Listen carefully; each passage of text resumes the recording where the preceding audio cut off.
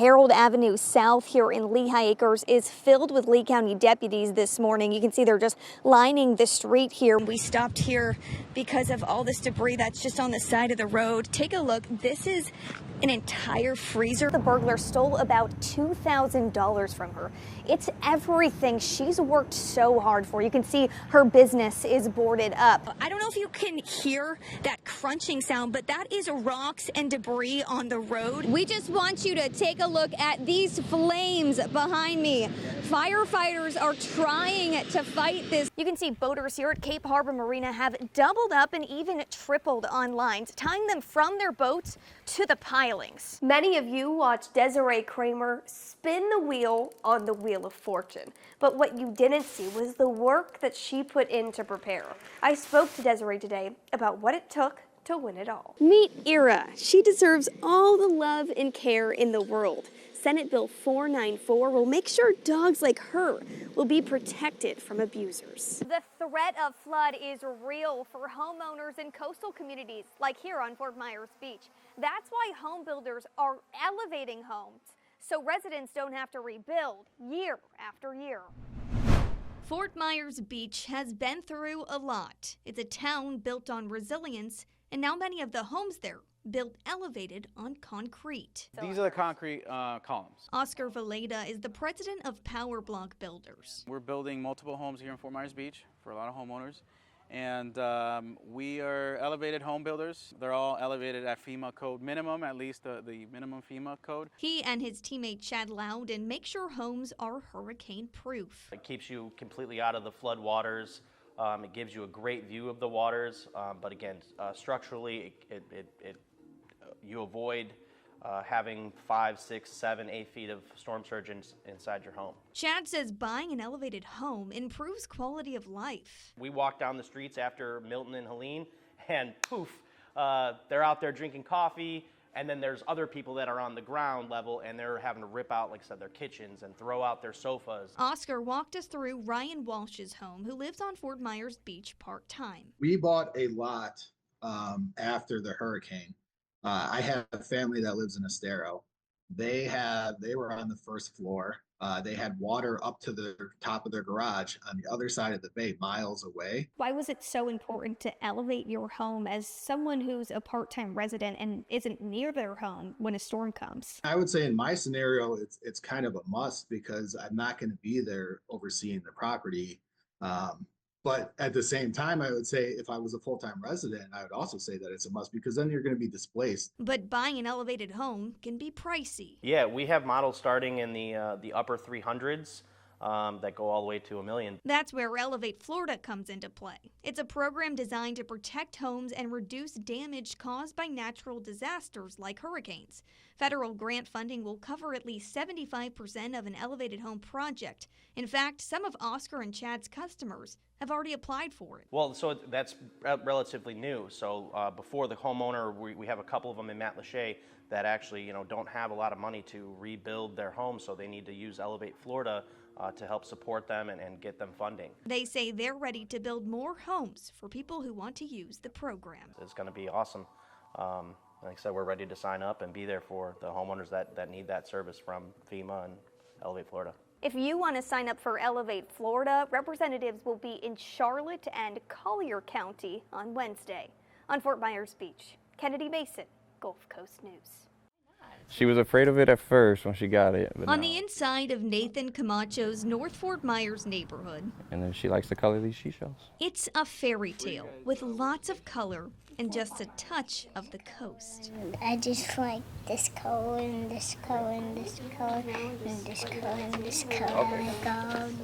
Outside, it's trees, plants, and a 2-lane road. It's nice and peaceful over here. Eventually, that peace could turn to progress. And with it, a proposed exit from I-75 to Cape Coral is once again gaining traction. Yeah, it goes back to 1989.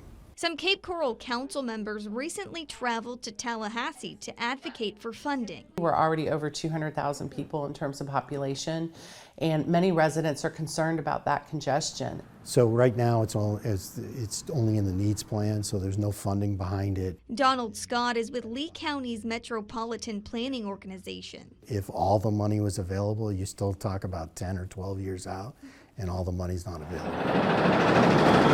He says what's in the needs plan now is based on this map from 2006, showing a Del Prado extension hugging prairie pines. And that's actually one of the things about modeling some of the stuff further to the north, because that came up as part of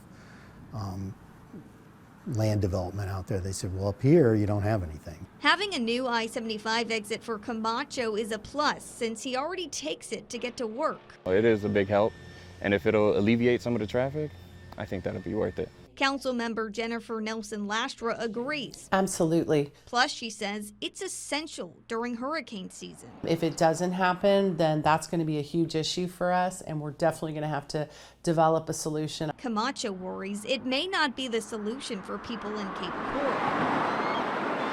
And he has one major concern about the idea. I mean, as long as it's, like you said, is people aren't getting displaced. You can't ever 100% say nobody would be, but obviously that's one of the things you look at. And Scott says the county, city, and the Florida Department of Transportation are looking at a lot of options. Some people go, well, it could be here, and getting away from what you're really looking at. Scott says they'll have a clearer picture of the idea in December.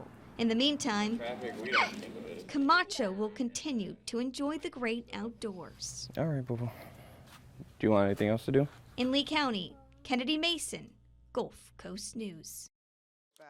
These papers are Barbara Antonucci's constant reminder. This is everything that they were supposed to do. Of what she went through after Hurricane Ian. I had very minimal damage from Ian, but I didn't have the hurricane shutters. I just had the metal ones that you had to put over the windows. So after Ian, I decided I wanted them. She walked us through where she was supposed to get hurricane shutters. This one. Yeah, this front window here, Good. and then Good. around the back of the lanai. So pretty much every window.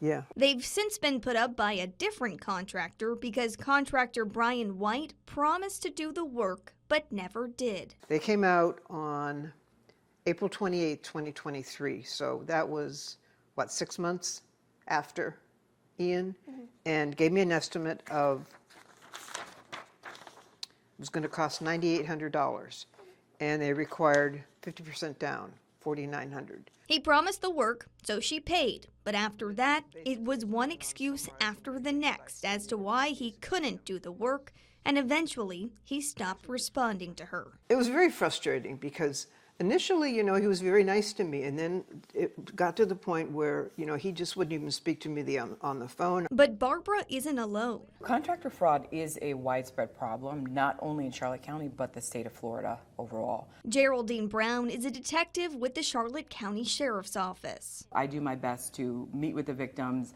gather evidence as far as communication they had with a contractor, invoices, proof of payment. She then makes sure it meets Florida statute for unlicensed contracting or contractor fraud. Florida statute 489126, contractors who take more than 10% of a contract price, they're required to either apply for permits within 30 days or start the work within 90 days. What makes you decide if something is civil or criminal? They have to send a demand letter to the contractor stating that they either need to pull the permits, they need to start the work, or demand a refund. Homeowners have to give the contractor 30 days to take action.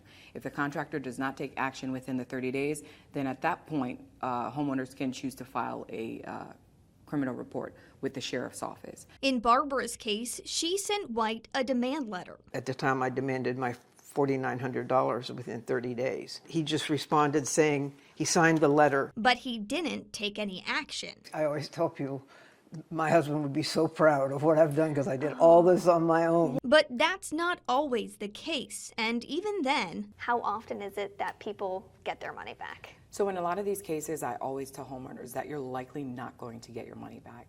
But as an investigator with the sheriff's office, I do my best. While Barbara knows she'll never see her money again, She is grateful for two things. I think our satisfaction is that we did put them out of business to save other people from becoming victims, because I know that they would have. So hear me when I say, if you do commit this crime in Charlotte County, we will come after you. Now she just hopes the state attorney's office can put an end to this case so she can get the full justice. Justice to me would be putting them in jail for 10 or 15 years. She believes she deserves. In Charlotte County, for Gulf Coast News, I'm Kennedy Mason.